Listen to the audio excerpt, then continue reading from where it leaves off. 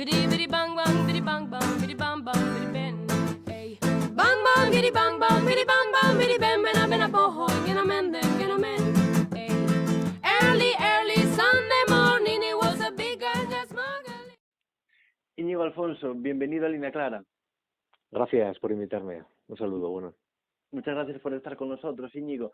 Eres el presentador y director de las mañanas de Radio Nacional. Te estamos escuchando. Soy un apasionado de la radio, lo confieso. Cambio de emisora, que si Onda Cero, que si Radio Nacional, que si COPE, que si SER, todo el espectro casi ideológico. ¿Cómo estás llevando a hacer tu trabajo? ¿Cómo lo has llevado? ¿Cómo estás llevando esta fase ahora de desescalada? ¿Cómo es tu trabajo? Bueno, Alejandro, pues gracias primero por interesarte por nuestro trabajo y por lo que estamos haciendo en las mañanas de Radio Nacional de España. Está siendo un tiempo complicado. Yo creo que está siendo un tiempo muy complicado para todos los periodistas, especialmente también para los que estamos en primera línea. Pero por otra parte, yo creo que estamos reivindicando bien nuestra función, ¿no? La de acompañar un país que lo ha pasado muy mal, que ahora está, yo creo, pues en otra fase, probablemente, está en otra fase un poco más preocupada por el futuro económico y también político, no quizá tanto por el sanitario, pero hay que recordar que hace 2 meses estaba angustiada porque había una enfermedad suelta, ¿no? Y eso ha generado mucho dolor en la sociedad. Y esa sensación tan amarga y tan dura había que acompañarla y había que también, ofrecer información a los oyentes y había que ofrecer compañía, y eso es lo que hemos intentado estos días en Radio Nacional de España. Hemos entrevistado en este podcast hace unas semanas al director y presentador de los desayunos de Televisión Española.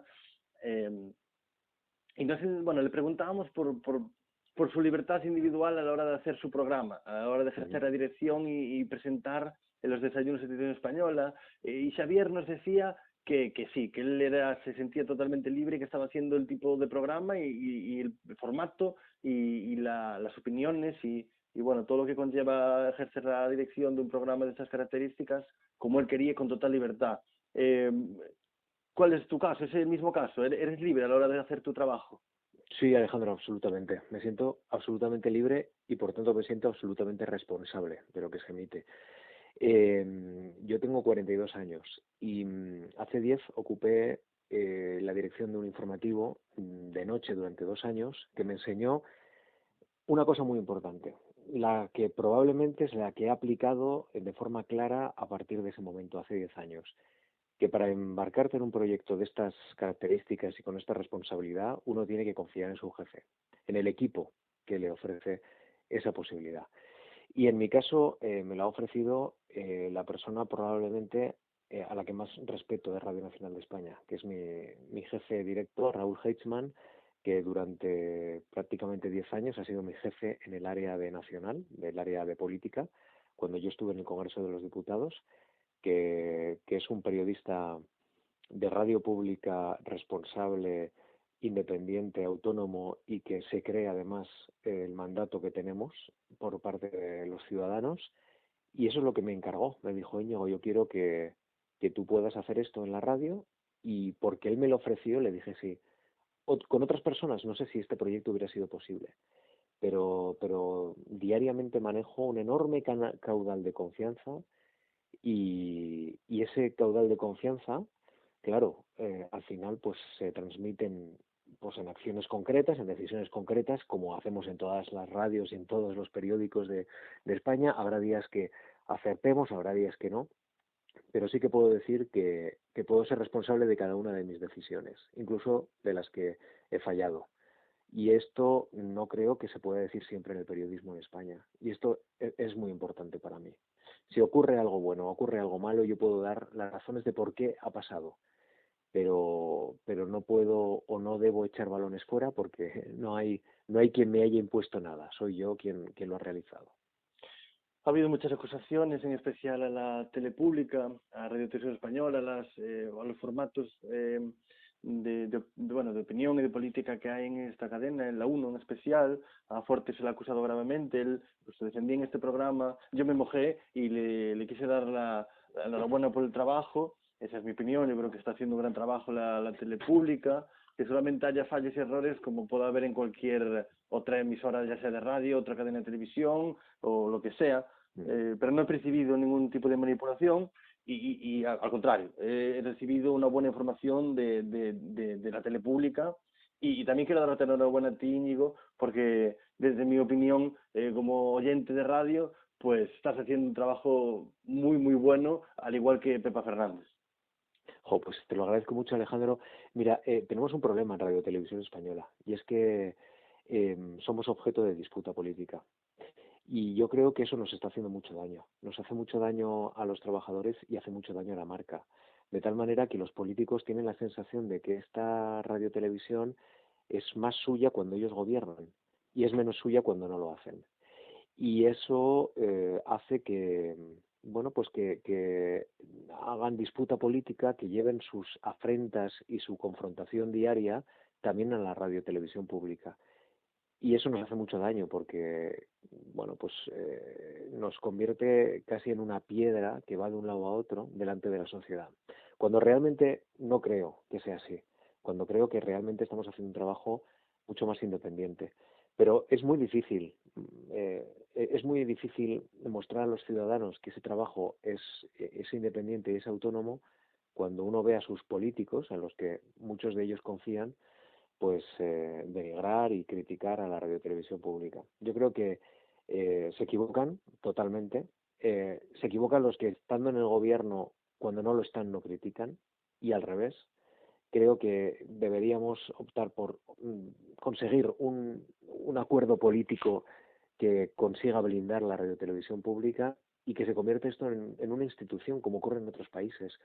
La radiotelevisión española debe ser un lugar de encuentro, un encuentro de cruce de esta sociedad, de su pluralidad política, social, económica, territorial. Ese es el objetivo y ese es, desde luego, el lugar en el que tiene que ser pues el lugar fundacional de la radiotelevisión, si me permites.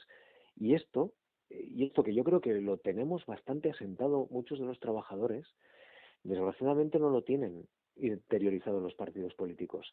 Y de ahí, bueno, pues los problemas que está habiendo en estos momentos para conseguir sacar adelante un concurso al que se han comprometido todos ellos y que inexplicablemente está paralizado 2 años después de su inicio. Así que buena parte del desprestigio que sufrimos es culpa precisamente del partidismo con el que las formaciones de este país ven a la radiotelevisión pública. Y luego, claro, evidentemente, me imagino que si hay críticas, hay cosas que hacemos mal, pero como todas las organizaciones humanas. Pero yo creo que somos responsables y cuando hay que pedir perdón lo pedimos y cuando tomamos decisiones mal desde nuestro propio ámbito de responsabilidades, pues si no sabemos explicarlas, pues mal vamos. Evidentemente, pues pedimos perdón y las intentamos solucionar. Pero como ocurre en todas las organizaciones y en todos los trabajos del mundo. Comparto tu opinión.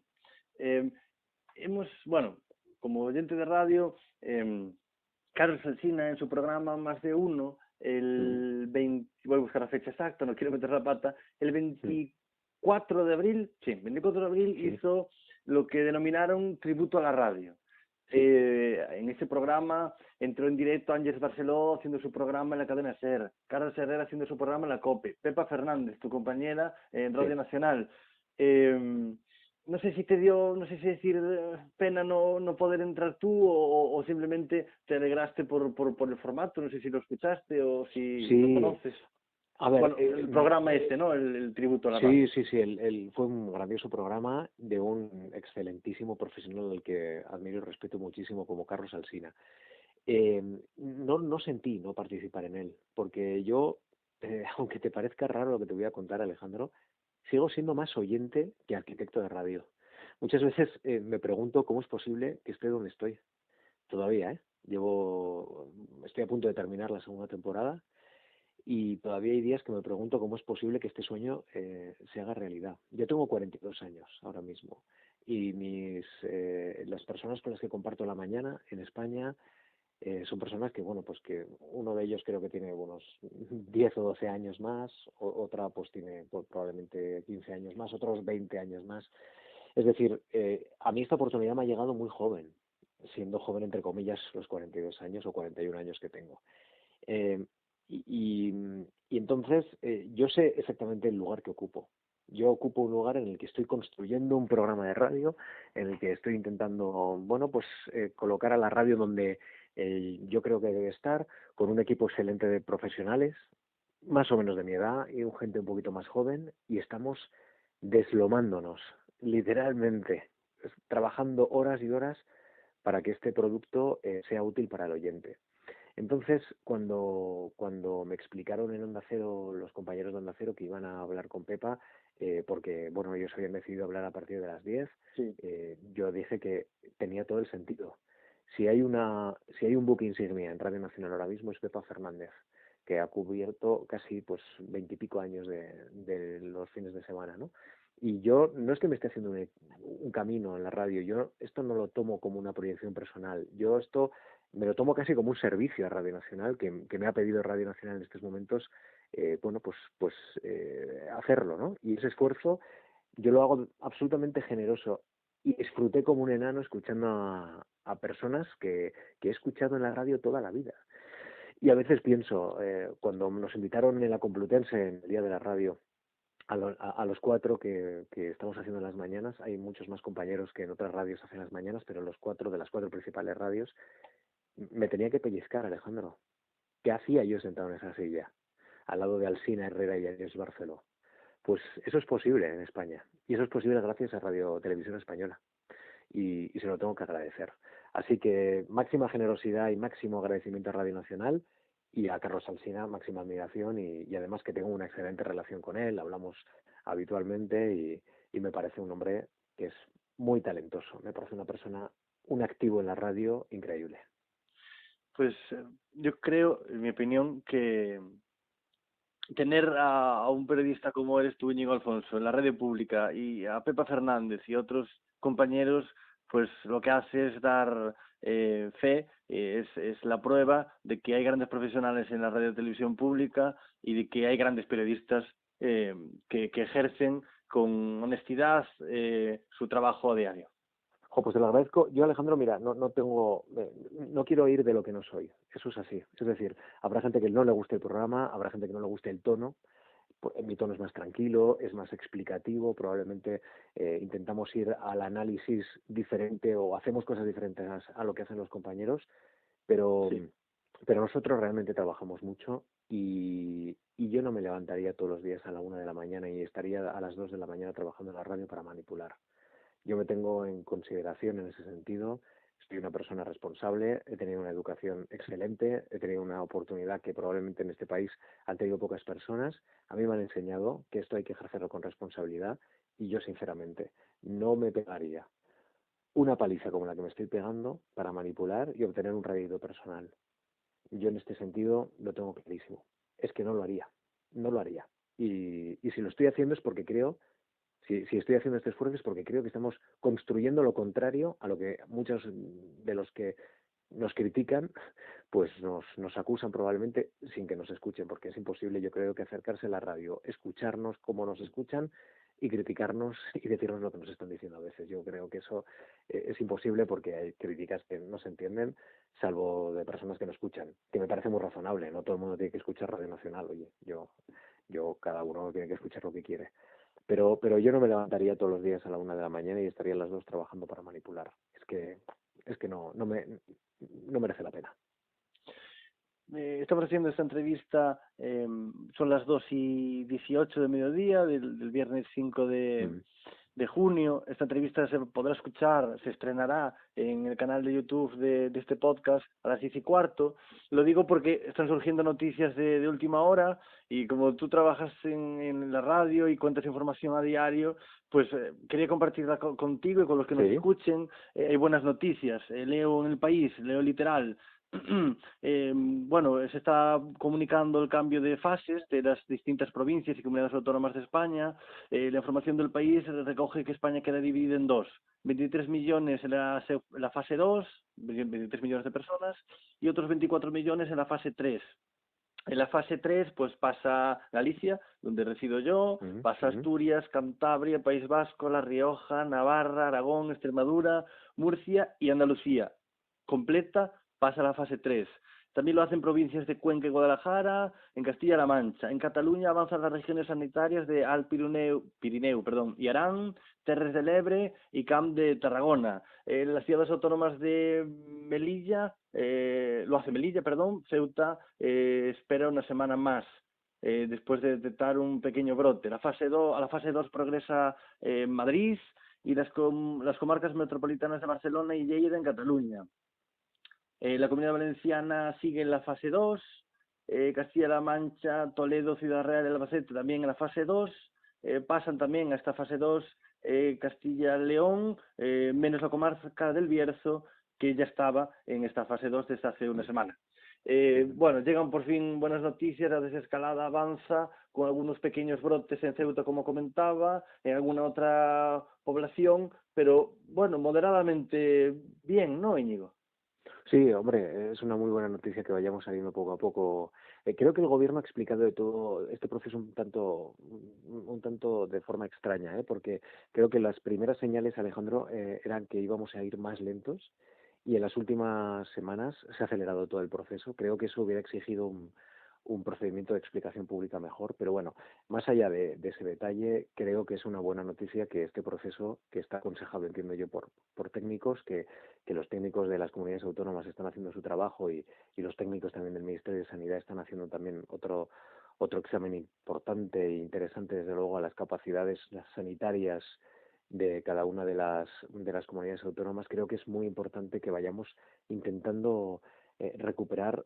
A veces decimos normalidad, yo creo que normalidad no va a ser.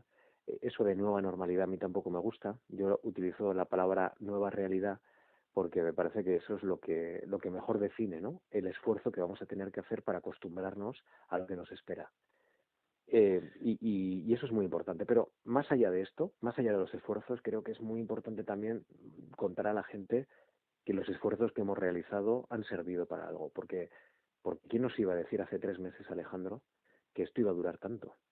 Y ha durado tanto, y creo que al final, bueno, pues por lo menos estamos consiguiendo vencer al virus con un altísimo precio personal, porque han fallecido muchísimas personas, hay muchas familias rotas, pero afortunadamente estamos saliendo adelante. Así es, Íñigo. Eh, bueno, pues mira, 26 de abril, en el diario El Mundo, José Ignacio Torreblanca, que lo hemos entrevistado aquí, Sí, en este podcast, en Café Steiner, escribía para mí un artículo muy interesante. Ya no me quiero meter si estoy de acuerdo o no en él, eso de menos, pero la forma de escribirlo y de argumentar. Él escribía sobre lo que él tituló como fallo de Estado. Y te leo un pequeño fragmento. sí. Y habla sobre Fernando Simón y el Centro de Coordinación de Alertas y Emergencias Sanitarias. Bueno, dice, esto no va de detractores o partidarios de Fernando Simón, sino del hecho de que una estructura esencial del Estado, así lo considera él, el Centro de Coordinación de Alertas y Emergencias Sanitarias, ha fallado. Fernando Simón, como sabemos, es un cargo público, ahora es el director de este Centro de Coordinación y de Alertas y Emergencias Sanitarias, ya estaba en el anterior gobierno, por lo tanto no es un cargo que haya entrado con el nuevo gobierno, ni que esté tan ligado seguramente a designación política como otros, como son los secretarios de Estado o otro tipo de personas que trabajan en la Administración General. No sé si compartes esa opinión de que se ha producido un fallo de Estado y de que ese centro de coordinación pues seguramente ha fallado. Yo matizaría un poco esa opinión. A ver, que se han producido fallos es evidente.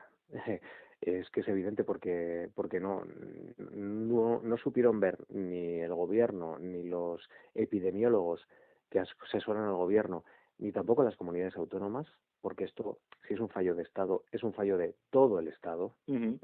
Esto también es muy importante establecer, que la responsabilidad del gobierno es el que lidera la respuesta, sobre todo cuando asume el mando único, que es este momento en el que ya definitivamente asume las competencias de todas las comunidades autónomas, pero también hay muchas administraciones que no supieron ver lo que estaba por llegar. Y me dirán, no teníamos la información. Evidentemente, no teníamos la información, no la tenía nadie. Esa información en España no estaba.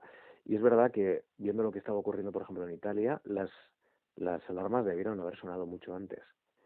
Pero no me está gustando, te lo digo completamente, sinceramente, completamente, vamos, con el corazón en la mano, no me está gustando la reacción tan visceral y enconada que se está teniendo contra Simón y contra su equipo. No me está gustando porque primero es un funcionario, porque entiendo que él es el primero que está interesado en que nada de esto ocurra, que el baile de cifras que estamos viendo estos días que nos preocupa tanto de fallecidos, que incluso nos preocupa y a muchos abochorna, porque esto no es un síntoma de transparencia.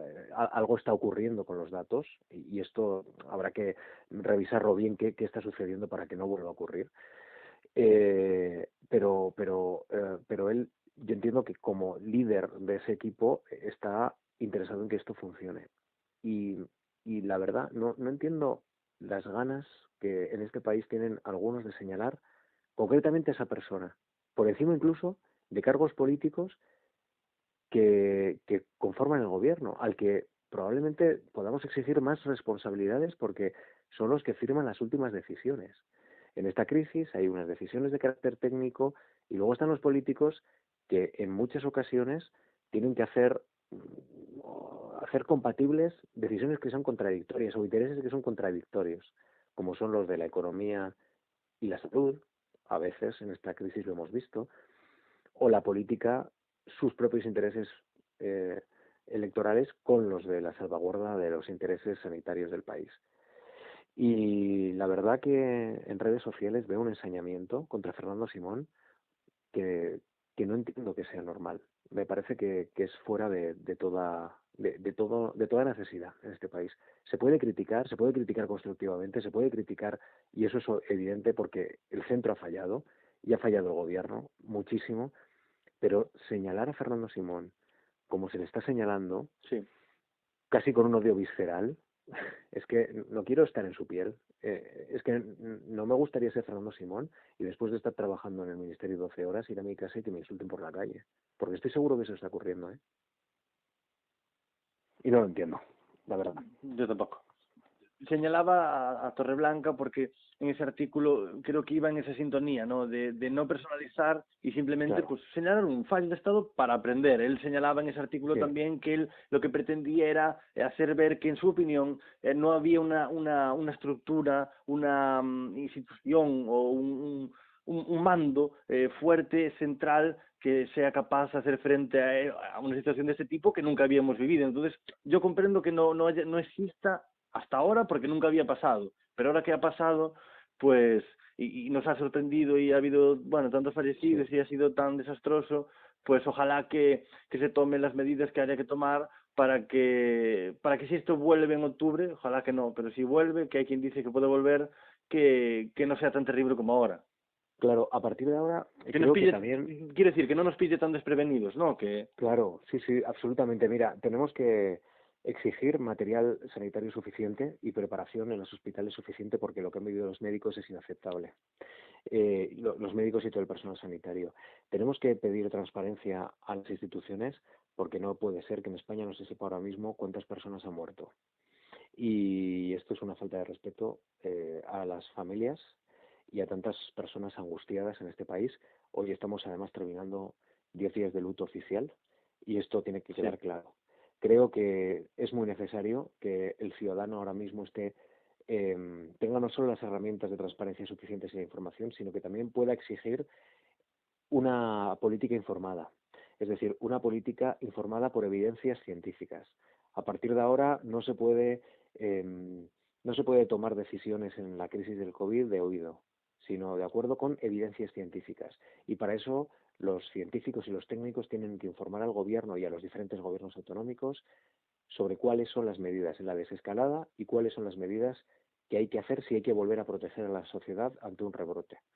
Y yo creo que hay que quitar mucha ideología ya y mucha crispación al debate público, que me preocupa mucho que se esté produciendo en un momento en el que los ciudadanos, yo diariamente conectamos con los ciudadanos que nos llaman a la radio y muchos de ellos están perplejos ante la situación.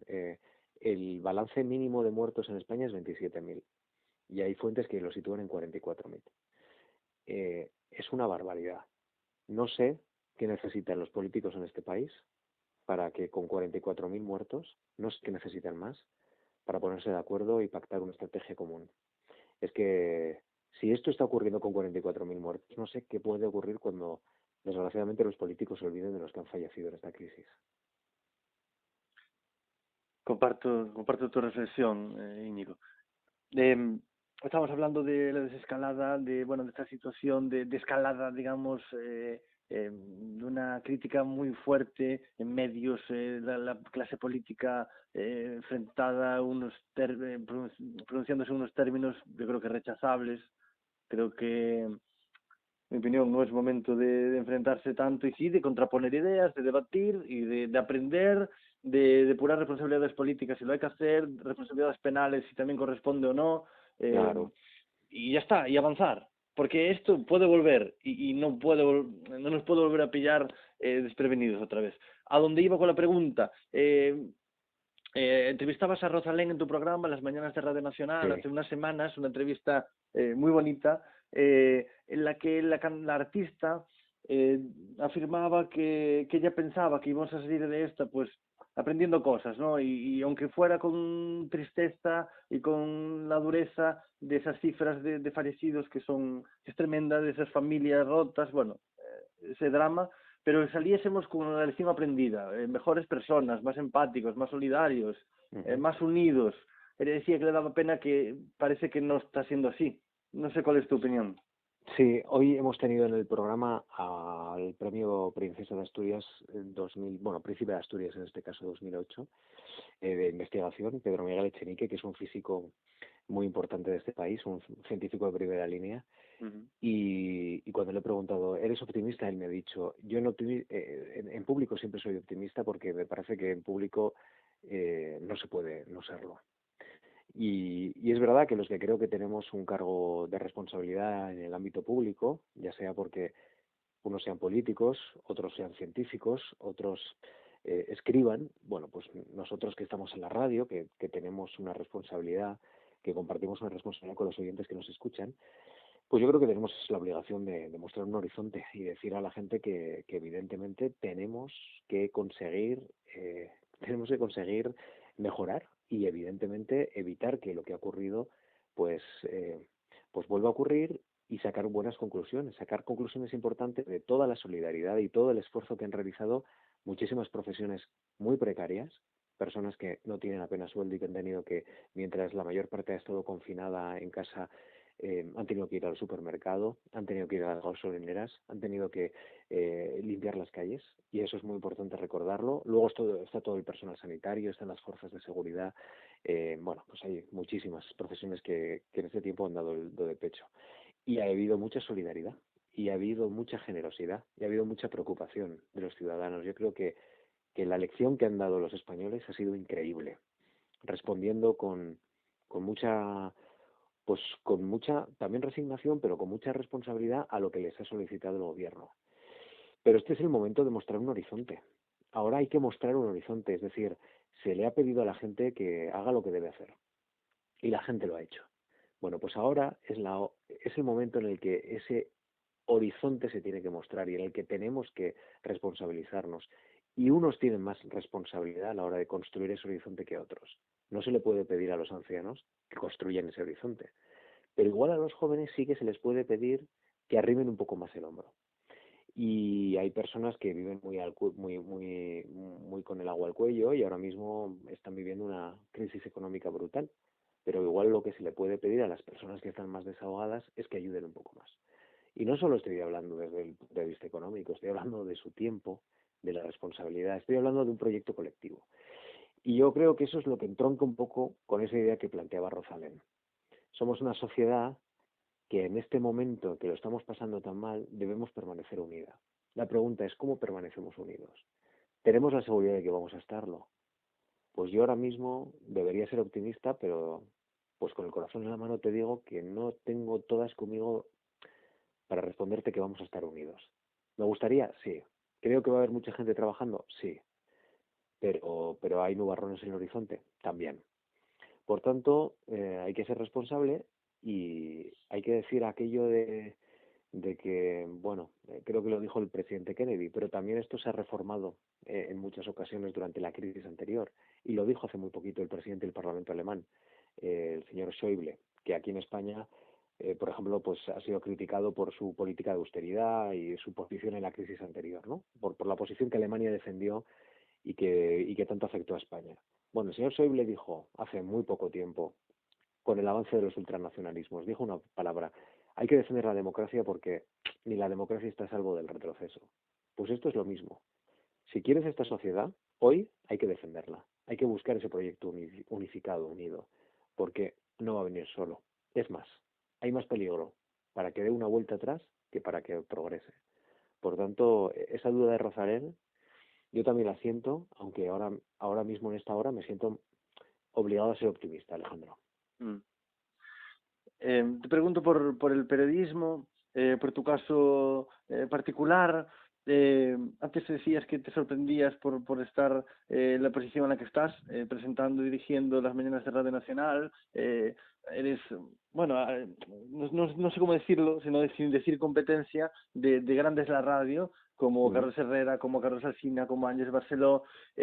¿Cómo has llegado hasta ahí? ¿Cómo ha sido tu camino hasta llegar a este programa, sobre todo en tus inicios? Ya nos has contado un poco que llevas, bueno, muchos años en Radio Nacional. ¿Cómo fueron tus inicios en el periodismo, Íñigo? Sí, pues te cuento. Yo estudié en la Universidad de Navarra, estudié en Pamplona hasta 2001, me licencié justamente en 2001 y empecé a trabajar en Radio Nacional el, el día anterior a que las Torres Gemelas cayeran, a que Bin Laden derrumbara las Torres Gemelas.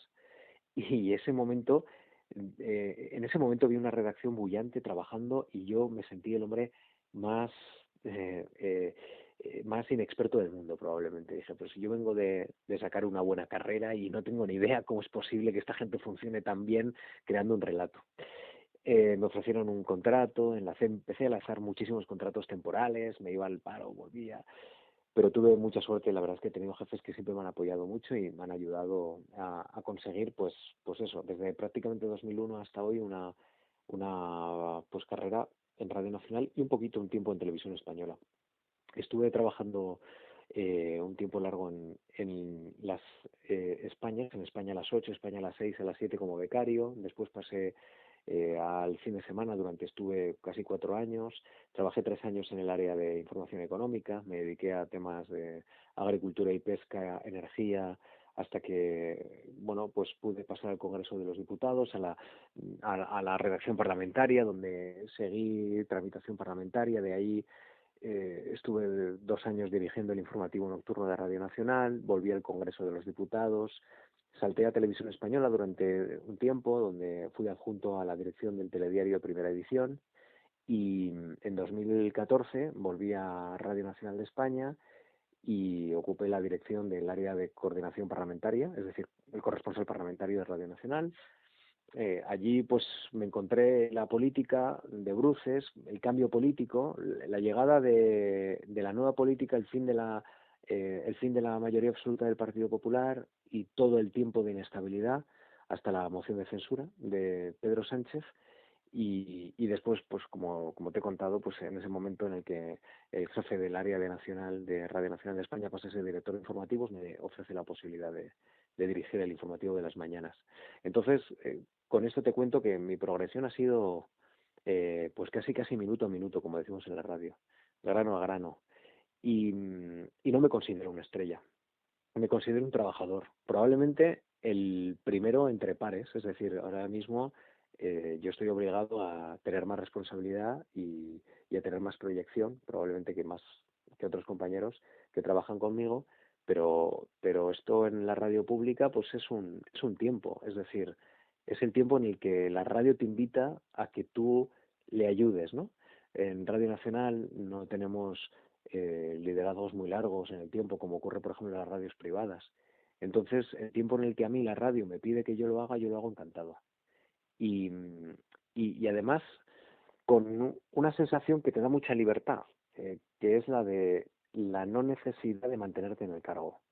Y esto te da mucha libertad personal y mucha libertad profesional, porque en el momento en el que tú te emancipas de la necesidad de hacer cosas y de, por tanto, entrar en el cálculo de, si hago A puedo tener problemas, si hago B no tengo problemas, si tú te emancipas de eso y obtienes una responsabilidad muy profunda que es la que yo tengo ahora mismo con los oyentes, sientes una tranquilidad que probablemente no he sentido como nunca. Y una madurez también, ¿eh? Es decir, no es que sea eh, el maduro como probablemente el momento en el que yo acabe esta etapa en Radio Nacional de España en las mañanas, pero ahora mismo me siento muy maduro. Y eso es una suerte, ahora mismo. No me siento una estrella, pero sí que me siento responsable como para poder estar en ese limbo radiofónico de 4 personas que ahora mismo pues están informando a los oyentes, ¿no? En Ujú. España. Y eso es algo increíble, es un sueño que nunca lo hubiera pensado. Y a veces, como te digo, me pellizco y digo, pues sí, está ocurriendo. Hacía referencia a que viviste desde el Congreso la nueva política. Te voy a plantear una pregunta con respecto al periodismo y a la radio en concreto. Estamos viviendo una nueva época en la radio. Hablabas de estas 4 voces al frente de Ujú. las 4 principales radios. Que Carlos Herrera es el que más tiempo lleva al frente de las mañanas. Antes estuvo en Onda Cero, ahora está en la COPE. Alsina lleva apenas, si no me equivoco, 4 años o más o menos en el más de Ujú. uno. Barceló recientemente ha sido nombrada como directora y presentadora del programa de mañana de la cadena SER. Eh, Tú, Íñigo Alfonso, estás en Radio Nacional, sois gente muy joven. Yo creo que estáis, en mi opinión, en mi humilde opinión, haciendo una especie de radio que sigue, que bebe de las esencias, de la tradición de la radio española, pero que estáis innovando día a día. Sois una nueva generación. Hay una nueva radio. Pues, a ver, ¿hay una nueva radio? ¿Hay nuevos oyentes? No lo sé. Mira, el otro día preguntaba a Iñaki Gabilondo, en el día de la radio, ¿cómo es la nueva radio? ¿O cómo es la radio? Dice, pues es la radio que funciona, es una radio que se pega a la sociedad. Si es una radio que va camino paso a paso con la sociedad, esa es la radio que funciona. Y yo creo que en el fondo, los 4 que estamos haciendo la radio de las mañanas, estamos haciendo la radio para una parte de la sociedad. La sociedad uno no puede aspirar a representarla entera, ¿no? Yo sí que, quizá por el mandato de la radio pública, sí que intento abarcar un poco más que el resto de mis compañeros que están en otras radios. Pero inicialmente, cada uno, pues, desde luego, pues atiende a una parte de esa sociedad. No sé si hay una nueva radio. Lo que yo tengo claro es que nosotros, en Radio Nacional, estamos intentando, como bien has dicho, plantear las esencias de la radio pública, salvaguardarlas, modernizarlas y renovarlas de alguna manera para que puedan servir para la nueva sociedad que se está formando. Y eso creo que a la larga es muy importante. Es un trabajo que es necesario hacer para que los nuevos oyentes y oyentes que igual no nos conocían puedan incorporarse a la radio. A una radio yo creo que puede ser muy útil para este país. Pero no te definiría si eso es una nueva radio. No sé si es un trabajo más como has planteado de buscar en las esencias para renovar un mensaje y para renovar un modelo de radio. No sé si estamos haciendo una radio tan moderna o lo que estamos es reivindicando la buena radio pública. Ese es mi objetivo. Hablando de buena radio pública, de una radio televisión pública con grandes profesionales, eh, recientemente, hace apenas un ratito, lo veo la noticia ahora, la agencia EFE, Lorenzo Milá obtiene el premio José Couso de Libertad de Prensa. Ese premio lo promueve el Colegio Profesional de Periodistas de Galicia y el Club de Prensa de Ferrol. Más que merecido, ¿no? Más que merecido, sí. Lorenzo es un profesional de primera mano y si hay algo que puede uno aprender de Lorenzo es cómo comunica. Es un maestro comunicando. Tú le pones a Lorenzo delante de un micrófono o delante de una cámara y el oyente, el espectador, le sigue. Y eso es algo que solo Lorenzo y pocos profesionales en España pueden decir. ¿Sabes? Es extraordinario. Esa capacidad de comunicación sin un papel delante me parece algo que es muy llamativo y es envidiable. Y luego Lorenzo tiene algo muy bueno, que nos representa muy bien a la pública. Nos representa un modelo de autonomía, de independencia, nos representa un modelo de elegancia, ¿eh? Yo no creo en las trifulcas ni entrar en redes sociales a contestar y a embarrarme. Él es un señor. Y a mí esa actitud me parece que es encomiable y me parece que es muy útil en estos tiempos de tanta polarización, de tanto insulto, de tanto barro. A Lorenzo nunca lo verás ahí. Y, y yo creo que para mí, por lo menos, es un modelo. Comparto esa opinión contigo. Ujú. Te preguntaba antes por si se está innovando, se está haciendo una radio nueva, una nueva radio. No trabajas en televisión, pero has trabajado. ¿Crees que hay una nueva tele? Está cambiando la información en la tele. Me pregunto más por información. Los informativos de ahora son diferentes a los de hace 10, 15 años. Sí, ¿Cómo sí. ves A ese ver, cambio? pues esto es interesante porque es probable que si yo voy a la tele ahora y aplico los mismos criterios que utilizo en la radio, en la tele no funcionarían. Y, y esto no es que me preocupe, es que es probable que el problema lo tenga yo, ¿no? Porque cada medio tiene una manera de explicarlo. Pero si yo ahora mismo utilizo los mismos criterios de las mañanas en un telediario, es probable que no funcione. Claro, la sociedad está cambiando mucho, la sociedad vive de reclamos, de enganches, de imagen, de mensajes muy cortos. No sé cómo explicarte. Creo que hay una amenaza ahora mismo a la superficialidad de la información en televisión, a la trivialización, pero esto no significa que lo tengan que hacer así los compañeros. Quiero decirte que esto es una amenaza. Creo que ellos deben saber ponderar hacia dónde van y conseguir darle pues la seriedad adaptándose a ese medio, ¿no? Yo soy de los que creo que te tienes que adaptar a una manera de hacer los medios de comunicación. Tú no puedes ir en contra de cómo se consume radio, en contra de cómo se consume televisión. Ese es el río. Pero qué tipo de agua lleva el río, eso sí que es responsabilidad de uno como periodista. Entonces, si uno quiere llevar agua contaminada o agua saneada, pues esa decisión le corresponde solo a uno y él es el responsable de esa decisión. Entonces, no es que me preocupe hacia dónde va el río de televisión, a veces el problema es que detecto que el agua que lleva la televisión a mí personalmente no me convence. Me parece que podría ser un agua más depurada, más sana.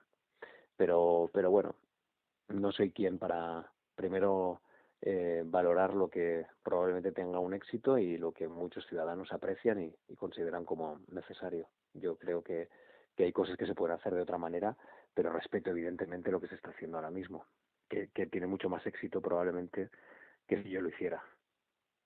Te pregunté hace apenas un ratito, entrevisté a la periodista Mónica Sas, periodista de cultura del diario.es. Hace unas semanas he podido entrevistar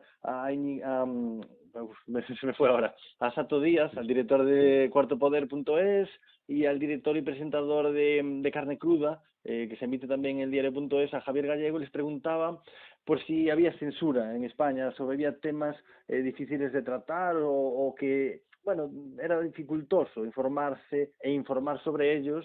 Ellos se refirieron en sus respuestas a que, en su opinión, Javier Gallego nos dijo que él cree que es lo más difícil en España es informar en cuanto a información. La información más difícil de dar y de conseguir es la relativa a la corona y a su corte, decía literalmente.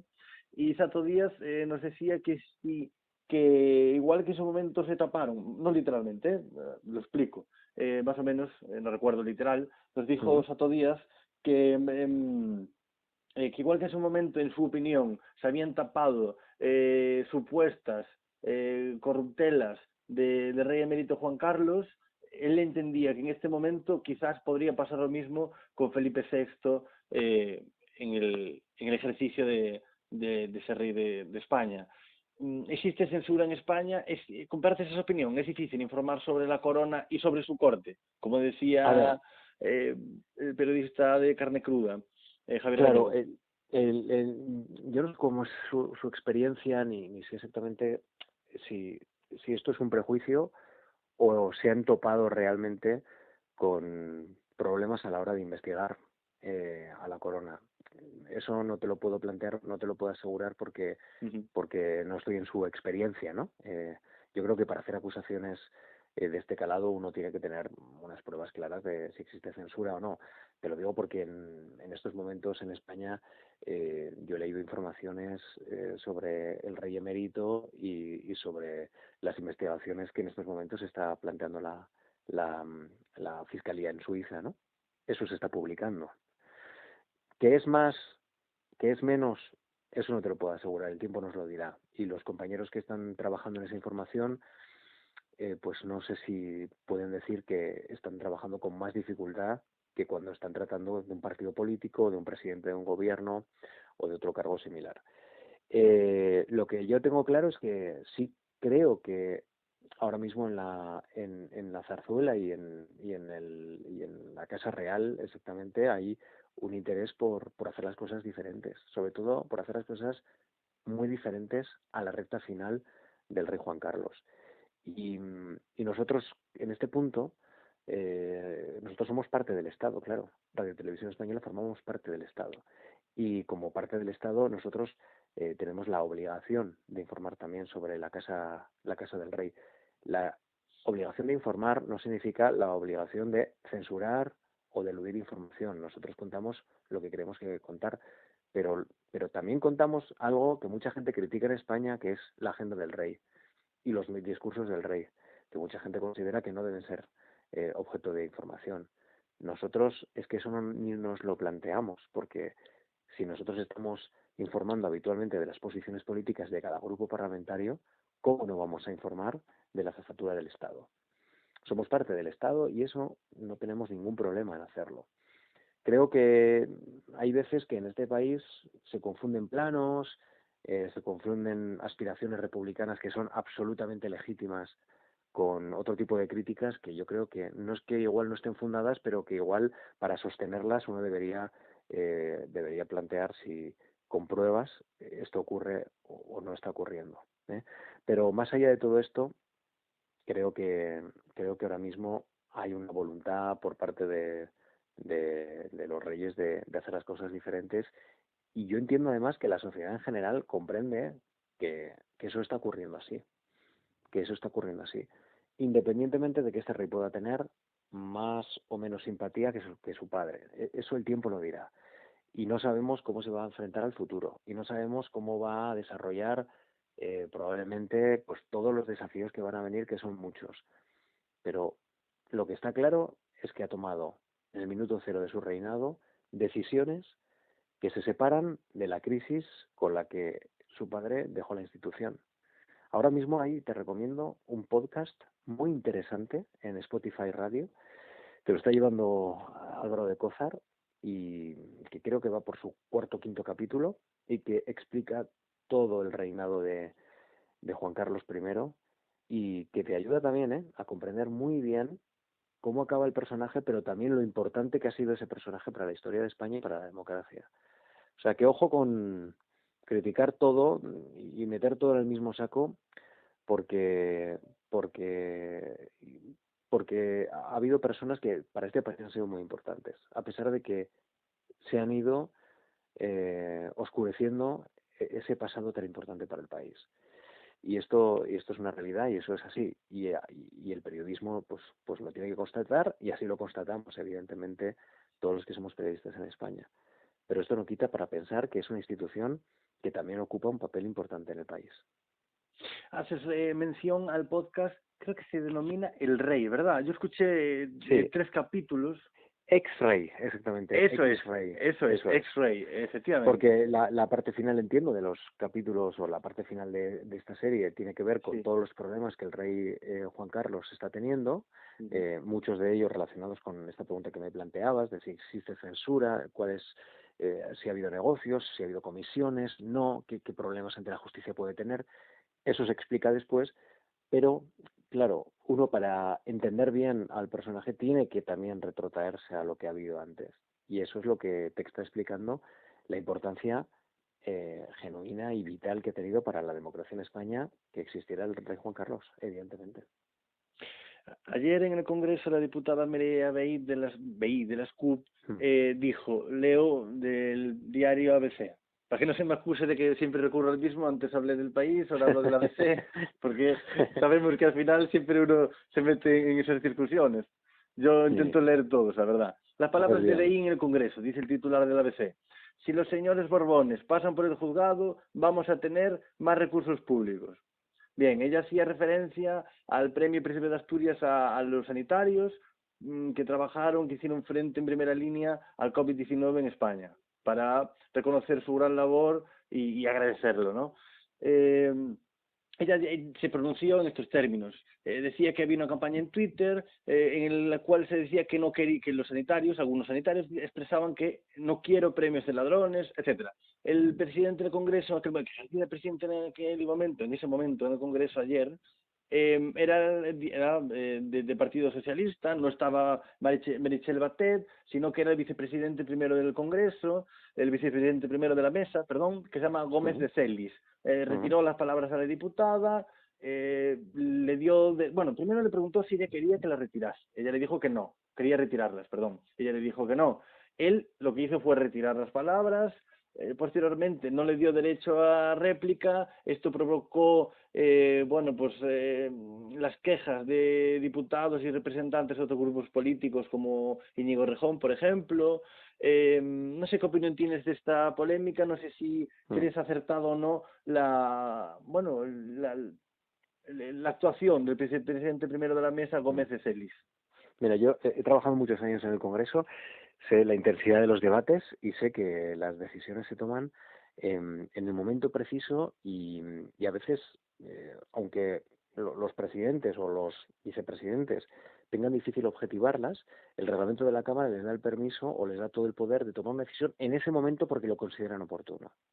Y eso es algo que es absolutamente legal.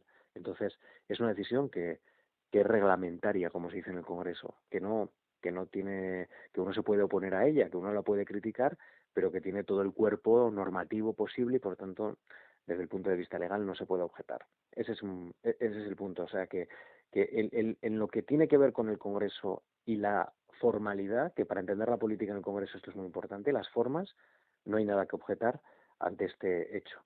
Si nos metemos a valorar la oportunidad política de hacerlo, e incluso si esto es un atentado contra la libertad de expresión, etc., vamos a ver, la diputada lo dijo y eso lo puede recoger los periodistas. Y prueba de que en este país no hay censura y prueba de que en este país hay una democracia consolidada es que ahora estamos hablando de esto, que esto ha trascendido y que estamos opinando y que habrá gente que esto lo considere positivo y hay gente que lo considere negativo. Yo te voy a decir una cosa, me encanta vivir en un país en el que una persona en el Congreso de los Diputados pueda decir que es republicana. Eso es lo que me llena de gusto. Eso es lo que me llena además de, no te voy a decir satisfacción, pero sí que me llena de por lo menos de una sensación de que esto funciona.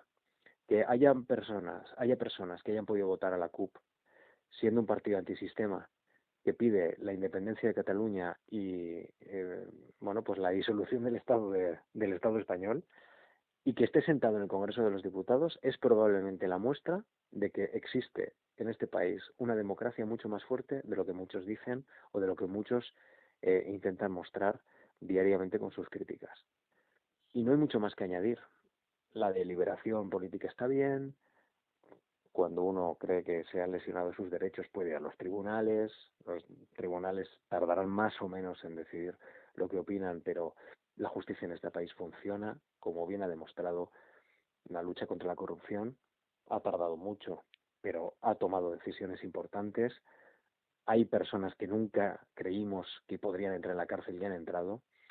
Así que, no sé, yo creo que hay que intentar, hablábamos antes de ser optimista o pesimista, pues en este caso hay que ser optimista, hay que pensar que entre todos tenemos que cuidar la democracia española, pero que haya personas que en la tribuna del Congreso puedan expresar con la honestidad como lo hace la señora de la CUP su posición política, demuestra que en este caso hay libertad y hay democracia.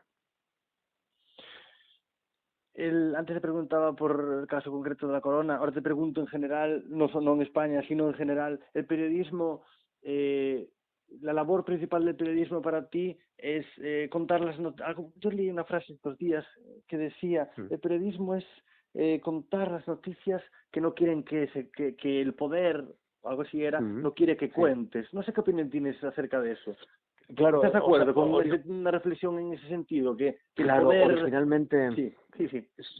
sí, originalmente ese es el objetivo, ¿no? Es decir, el periodismo es contar las noticias que son útiles para que la gente tenga una visión completa del mundo. Por tanto, el objetivo original del periodismo es que tú estés más cerca de la población, de la sociedad, que del poder. De hecho, cuando el periodismo está más cerca del poder, es cuando deja de ser periodismo, desde mi punto de vista. Entonces, bueno, en este país el periodismo no es que tenga más calidad o peor calidad que otros, tiene problemas yo creo más relacionados con el fondo que con la forma. A veces la forma no me gusta, demasiado polarizado, demasiado agresivo, pero esos son compañeros, esos son medios, esos son lectores y bueno, hay que respetar que cada lector y cada compañero pueda ubicarse en el medio en el que naturalmente crea que puede mejor realizar su función. Me preocupa más el fondo, no tanto la forma. Me preocupa más la precariedad, me preocupa más la formación, me preocupa más si la digitalización va a restar capacidad de investigación, capacidad de reflexión. Me preocupa más todos estos elementos que van asociados a la calidad del periodismo. Pero que originalmente el periodismo tiene que controlar el poder, sí. Y yo tengo un compañero que dice, cuando te dan la razón en una entrevista todo el rato, pues es que igual estás haciendo mal tu trabajo, ¿no? Como entrevistador a un político. Pues eso es así. Cuando tú entrevistas a un político y el político te dice, así es, así es, así es, bueno, échate a temblar. Igual enfadando un poquito más al político consigues algo más. Por lo menos consigues un titular. Hablabas ahora de periodismo, también en términos generales, te pregunto por eso y vamos terminando la entrevista. ¿Cómo ves el futuro del periodismo? ¿Te preocupa, ya no en el plano de la libertad, sino en el plano del futuro de la sostenibilidad de los medios de comunicación, de que sean rentables, de que puedan, de que paguen a los trabajadores, a los periodistas, un sueldo digno? ¿Cómo ves esta situación? Claro, sí, Alejandro, eso me preocupa mucho, es un poco lo que estábamos comentando, ¿no? Sí. El fondo de todo esto. Sí. Para que haya una buena profesión, tiene que haber buenos profesionales. Para que haya buenos profesionales, tiene que haber personas que se han formado, no solo en el periodismo, sino que pueden venir de otras profesiones, pero tienen que adquirir los hábitos que exige esta profesión. Tiene que haber un sueldo digno, tiene que haber estabilidad, tiene que haber plantillas suficientes, tiene que haber el interés por contar la verdad. El periodismo es una profesión muy importante. Es una profesión muy importante porque va asociada a la calidad democrática. No puede haber una buena democracia si no hay una buena prensa. Entonces, ahora mismo estamos viviendo un momento en el que si se deteriora el sistema político o el sistema institucional, acompasadamente también se puede deteriorar perfectamente el sistema periodístico, el ecosistema periodístico. Y eso puede que no tenga vuelta atrás, porque si la gente nos da la espalda en el peor momento o en uno de los peores momentos, esto significará que dejaremos de ser útiles a esta gente. Y nosotros, como decía Gabilondo, como te contaba, tenemos que estar muy pegados a la sociedad. Por tanto, esto sí que me preocupa. Yo creo que tenemos un mundo lleno de incógnitas, ¿no? Lleno de incertidumbre. Yo espero que los compañeros que también se van incorporando a la profesión puedan coger o podamos coger, así te lo digo, lo mejor de los que mejor han dejado la profesión y vayamos construyendo entre todos una herramienta útil. Pero que la profesión vive un problema, sí, me parece la precariedad, me parece muy preocupante. Y que luego pues eso se pueda traducir en una calidad deficiente del periodismo también. Así que, en fin, creo que todos tenemos que trabajar. Antes hablábamos de cómo la sociedad tiene que unirse. Yo creo que los periodistas también tenemos que unirnos. Tenemos que trabajar más de manera coordinada, cada uno desde nuestros enclaves ideológicos, desde nuestros enclaves mediáticos, pero tenemos que pensar más en colectivo, criticarnos menos entre nosotros y probablemente controlar mejor el poder. Eso sería una opción muy buena, porque lo que es pasmoso en este país es que hay muchos periodistas y muchos medios cuyo principal atractivo es meterse con otros medios. Esto de perro no come perro, excepto en el periodismo, me parece asombroso. En concreto, el futuro de la radio, yo llevo años escuchando con preocupación que la radio no tiene futuro, que bueno, que está destinada a terminar, porque aunque es menos cara, digamos, que la tele, tiene menos oyentes, la gente más apasionada de la radio quizá tiene una edad más elevada. No es mi caso, desde luego, yo tengo 30 años ahora y llevo escuchando radio desde los 7 o así o antes y me Muy encanta. bien. Entonces, yo creo que no, yo creo que hay mucha gente joven que escuchamos radio, solo que quizá no lo escuchamos, yo sí, ¿no? Pero hay gente que quizá la escucha más por podcast, la escucha Claro, cuando le apetece, y no en un horario determinado, si a las 8 o 6 de la mañana, cuando puedo, cuando le apetece y de vez en cuando. No sé, ¿qué opinión tienes tú? ¿Tiene futuro la radio?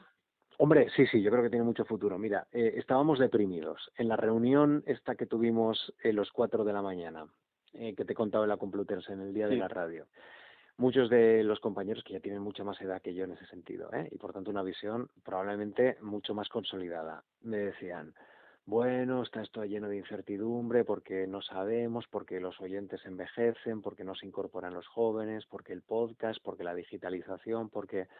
Bueno, un mes después llega la pandemia y nos damos cuenta de que la gente se ha aferrado a la radio. A la tele también, pero a la radio sobre todo, porque la radio es una voz que le ha dado compañía, que le ha contado, que ha escuchado a otras personas padecer los mismos problemas y las mismas angustias, expresarlas en público a través de las ondas, y se han visto reflejadas en esas personas, o han sentido pena por esas personas, o han sentido compasión por esas personas, o han dicho gracias a que han escuchado a esas personas, o a esos médicos angustiados, voy a hacer mascarillas. Eso lo puede hacer la radio.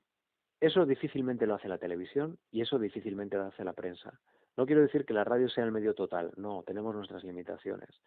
Pero creo que esta pandemia, esta crisis sanitaria, esta crisis política, social y económica, está colocando otra vez a la radio en el centro, dentro de la utilidad política, perdón, de la utilidad social.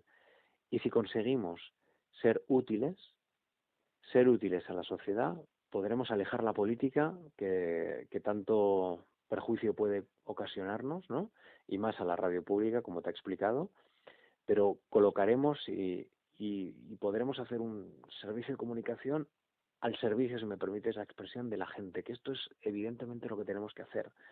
Olvidarnos de otras cosas y decir, ¿cómo puedo ser útil a esta sociedad? Pues creo que en tiempos de pandemia la radio ha sido útil, todas las radios, en su tamaño, en su frecuencia, en su área geográfica. Y esto es algo que nos tiene que llenar de esperanza. Esto es así. Ojalá sea así, yo lo veo como tú, la verdad. Ojalá. Ya para ir terminando, Íñigo, hay un pensador, un politólogo italiano, Giovanni Sartori, que falleció, no recuerdo exactamente cuándo, pero no hace mucho tiempo, y él acuñó una teoría, la que denominaba a nuestra, no sé decir civilización, pero yo creo que iba en términos como de época, como él hablaba que de la humanidad fue cambiando con respecto a los diferentes fenómenos, descubrimientos, revoluciones, etcétera. Hablaba de que en la actualidad, poco antes de fallecer, que ya digo que fue recientemente, escribió, pensó, reflexionó que catalogaba al ser humano actual como Homo videns. Esta teoría él señalaba que el ser humano, los hombres, las personas, nos hemos convertido en seres que si no vemos, no creemos. Esto lo relacionaba con la fe, lo relacionaba con el ámbito de la comunicación, de la política. Bueno, era muy amplio ese pensamiento y esta teoría que él elaboró. Y ahora hablábamos de la radio. Y hablábamos de que era un momento más fastidiado. De los últimos años en Europa, en el mundo y desde luego en España, la gente... yo en mi caso y mucha gente que conozco nos hemos agarrado a la radio, a la voz y hemos confiado en esa información, nos habéis dado calor, ánimo, nos habéis emocionado y quería contraponer esa teoría del gran pensador Sartori, que no cuestiono la teoría para nada, simplemente contrapongo que en el momento más delicado nos hemos agarrado a la voz. Eso es. Sí, al final, si te das cuenta, en el momento más delicado, ¿a qué nos hemos agarrado? Pues a la voz, a lo que es fieramente humano. Es así, a lo que necesitábamos, que era pues una compañía, no sé, yo he abierto micrófonos y ha habido días que yo lo he pasado mal. Lo he pasado mal Sí. porque han contado auténticas barbaridades que estaba pasando en este país. Eh, Recuerdo una señora que me llamó destrozada un día diciendo que su marido había fallecido hace 2 días y que ella tenía la sensación de que no se había hecho nada por salvarle porque tenía 80 años. Y dice, y yo tengo esa sensación. Sé que ha sido una persona que ha pagado sus impuestos toda su vida religiosamente, que ha cumplido, que ha hecho todo lo que debía hacer y en el momento en el que necesitaba ayuda, no ha ocurrido esa ayuda, no se le ha proporcionado y se le ha dejado morir. Fueron un comentario en los peores días de la crisis. Pues le ha dado muchas vueltas a eso. Eso es muy difícil que lo podamos ver en un periódico o en una televisión, pero en la radio eso sí que te lo permite. Y ese nivel de intimidad y ese nivel de comprender a esa señora te lo da la voz. Cómo entonó aquel día, cómo se sentía aquel día y esa empatía que uno estableció, que establecí yo, pero establecieron todos los oyentes. Creo que es la mejor definición de por qué nos aferramos a la radio. Pues porque es el radio, porque es el medio más humano. Y afortunadamente eso nunca va a cambiar. Sea en podcast, como esto que estamos haciendo, o sea en vivo, o sea una grabación que uno pueda recuperar 70 años después. Nos da igual. Una radio bien hecha expresa el momento en ese momento, el momento, perdón, de esa sociedad y eso es genuino y eso es único. Y por eso, bueno, pues está bien que la gente vea, pero creo que la gente que escucha, pues también tiene su valor y tiene su hueco y creo que también pues es una serie de personas que creo que tienen un valor muy importante para esta sociedad. Escuchar es muy importante. Para cerrar las entrevistas siempre pregunto por el futuro. Hemos hablado del futuro del periodismo general, de la radio, futuro de, del periodismo general. Te pregunto por cómo ves el futuro en general. Puedes llevarlo a donde tú prefieras, Íñigo. Ujú. Tienes, no sé si decir, porque seguramente sea hasta difícil de plantear, pero ¿te ilusiona el futuro? ¿Crees que Sí. eres optimista o tienes temor bueno, a que las cosas no vayan bien? No, yo tengo, o sea, soy optimista. Soy un optimista que es un realista informado. Soy optimista por naturaleza, pero no soy un iluso. Sé que hay muchos problemas, pero yo tengo esperanza en que vamos a poder sacar adelante este país y nuestras vidas. Aquí hay dos planos siempre, el colectivo y el personal. Yo tengo 2 niñas. Si yo, si yo no tuviera esperanza en el futuro, yo a esas 2 niñas no les podría dar ni la educación que les estoy dando, ni probablemente la idea de que hay un horizonte compartido, ¿no? Y aunque solo sea por ellas, por trabajar porque ellas puedan y porque sus compañeras puedan, porque esa generación que los de mi generación estamos alumbrando puedan tener una vida mejor que la nuestra, solo por eso vale todos los esfuerzos.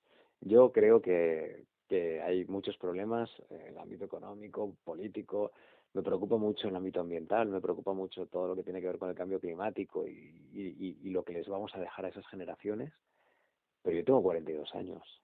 Es decir, si yo ahora mismo te dijera lo contrario, me retiraría. Me retiraría por completo. No, no, no, no. Yo tengo mucha fuerza, estoy muy contento, estoy muy orgulloso de la oportunidad que me han dado y yo en lo que pueda colaborar para mejorar las cosas lo voy a hacer. Desde mi humilde posición, desde bueno, pues mi ámbito concreto, probablemente muy pequeño, pero si algo puedo hacer, lo voy a hacer. Muchas gracias, Íñigo Alfonso, por atender la llamada de Línea Clara. Muchas gracias por tus reflexiones y tus palabras y por compartir conmigo esta charla ya de más de una hora. Muchas gracias, de verdad, y sobre todo también por tu trabajo en Radio Nacional de España. Te seguimos escuchando en la radio pública todas las mañanas. Jo, Alejandro, pues muchísimas gracias a ti, primero porque me he sentido muy cómodo, he sido muy sincero y te he mostrado lo que pienso y la verdad es que gracias por escuchar y gracias a los que nos están escuchando en cualquier momento, porque esto es lo bonito que tiene el podcast, ¿eh? Hablábamos de lo que tiene la radio, que es ese momento del directo, pero el podcast te metes en diferentes países, en diferentes comunidades autónomas, en diferentes vidas, en el momento en el que te eligen, en el momento en el que quiere, el que te escucha. Así que bueno, gracias a todos los que nos están escuchando y gracias a ti también por hacer este trabajo y por, bueno, interesarte por mi vida, que la verdad no sabía que podía tener interés, pero oye, llevamos 1 hora conversando, así que algo de interés creo que ha tenido, si no me hubieras cortado, así que gracias, de verdad, amigo. Muchas gracias, Íñigo, por tus palabras, por atendernos, por tu sinceridad y honestidad, y ha sido un placer charlar contigo y conocerte, Íñigo. Pues hasta la próxima, Alejandro, ya sabes dónde estoy. Hasta la próxima. Adiós. Biddy biddy bang bang, biddy bang bang, biddy bang bang, biddy ben. Hey. Bang bang, biddy bang bang, biddy bang bang, biddy ben. Ben a boho, get a men, get a men. Hey. Early Sunday morning, it was a big girl just smuggling. In a the mood, me a pick a libud and me a load them down in on the top. One by one, load up the gun, all of the ganja in the rum. Put it on a plane, the we gonna Spain. Money just a pour like rain. Me just a muggle up a lane in a road gold chain. Me and my girl named Jane. I went downtown, said I went downtown. I saw Miss Brown, said I saw Miss Brown. She had some sugar, hot brown sugar. Wooga wooga, kinky reggae now.